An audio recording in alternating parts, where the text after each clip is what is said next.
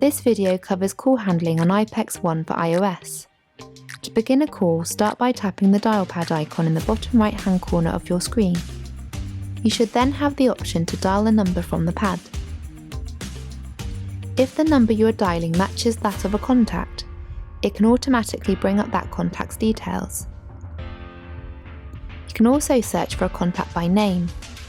If we type in Ed's name, we can see both his extension and his mobile contact details. When the call is connected, a timer will show the duration of the call.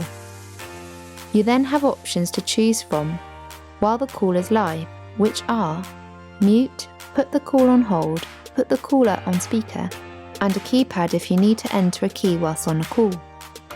On the right of the screen, you will have more options, which are video, call park, record, and hide options. To transfer the call, hit transfer, and then search for the contact to transfer the call to. If you wanted to transfer the call without talking to the recipient first, you can tick the blind transfer tick box. Once I have chosen the contact I am transferring to, in this case Tom, I press next, which will start dialing Tom. When Tom answers the call, you can tap done to transfer the call, or cancel to be reconnected to the previous call. If successful, a message will appear at the bottom of the screen to say transfer successful.